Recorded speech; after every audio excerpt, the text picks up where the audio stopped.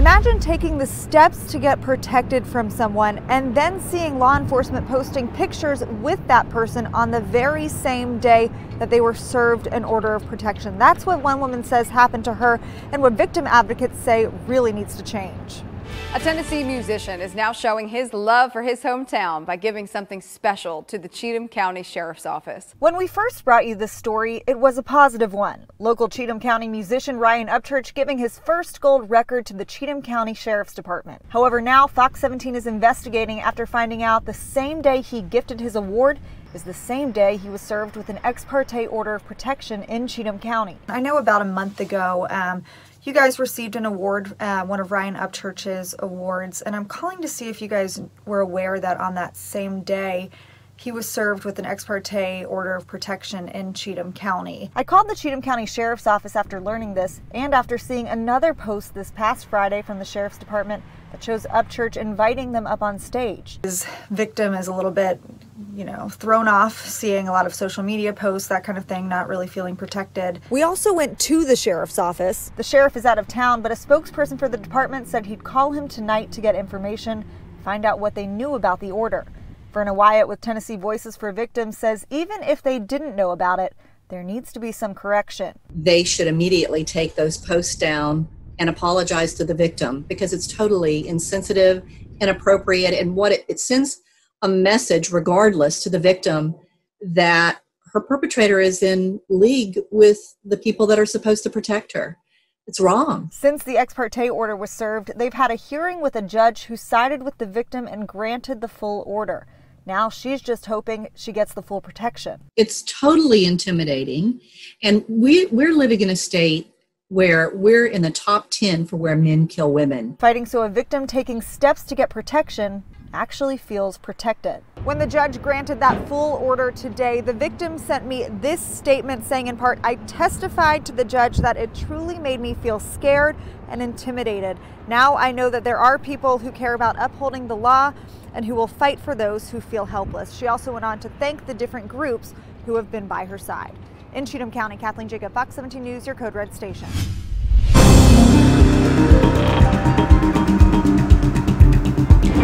In tonight's Digging Out, our ongoing look at the pandemic recovery. The latest COVID-19 relief package passed by Congress may have shortchanged Tennessee and you. In this Fox 17 News investigation, I show you who could ultimately pay the price. We've taken you inside hurting businesses. We are a class that's just been crushed.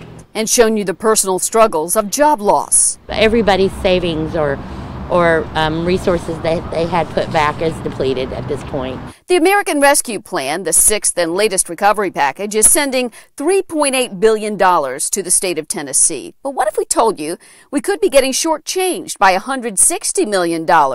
Because this one's based on unemployment numbers rather than state population, which some call a flawed formula. Absolutely. The distribution should have been made based on population rather than unemployment. Governor Lee joined 22 governors in signing a letter to Congress asking this be fixed, saying in part this punishes states that took a measured approach to the pandemic. So states that shut down throughout the pandemic and have high unemployment will receive disproportionately more money than the states that managed their economies well and kept their unemployment rates low. So I disagree with many things about the way this funding was set up, but we will use the funds to impact Tennesseans in a positive way. U.S. Senator Marsha Blackburn tells me federal funds have routinely been dispersed based on population because it puts people before politics. We've been more open than a lot of states, and so our unemployment rate is lower than a lot of states. What can be done to fix this? They wanted the money to go to blue states and blue cities. So what did they do? They said, well, the blue states are the ones with the highest unemployment.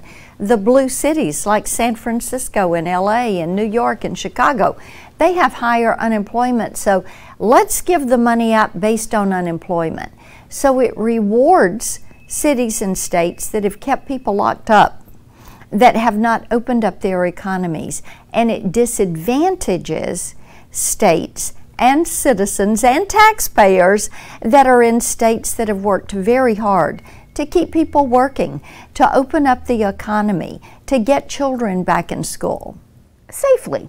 Safely, exactly. And it's not just Tennessee. It's estimated the majority of states, 33 of them, lost funding because it's based on unemployment numbers this time, from Delaware to Idaho, including Tennessee and Kentucky.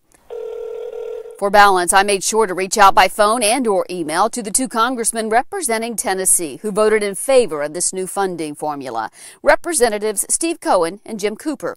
Congressman Cooper says in a statement, "A few weeks ago, the governor said the state did not need it. That's like going to a restaurant and complaining the food was bad, but the portions are also too small." The state is also turning down a $1.2 billion federal incentive being offered to expand Medicaid this year, following a decade of turning down $1 billion each year for the same refusal.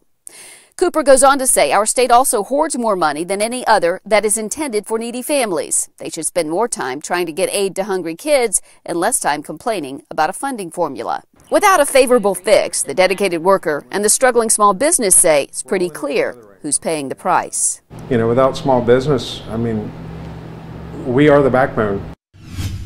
Tell you what, Jen, heated debate broke out in the Tennessee House overnight. This is over a bill that would ban state or local governments from requiring people to get a COVID-19 vaccine. Fox 17 News' Justin McFarland is live to tell us why some are concerned that the new proposal sends the wrong message. Justin, good morning.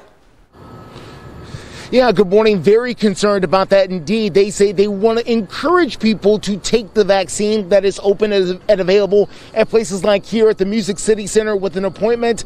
However, some lawmakers are saying that the pressure to take the vaccine is a form of tyranny, is what they're calling it, medical tyranny. They say that the state should not be able to force people to take the vaccine, neither should any city, and they want to make sure that the law says it.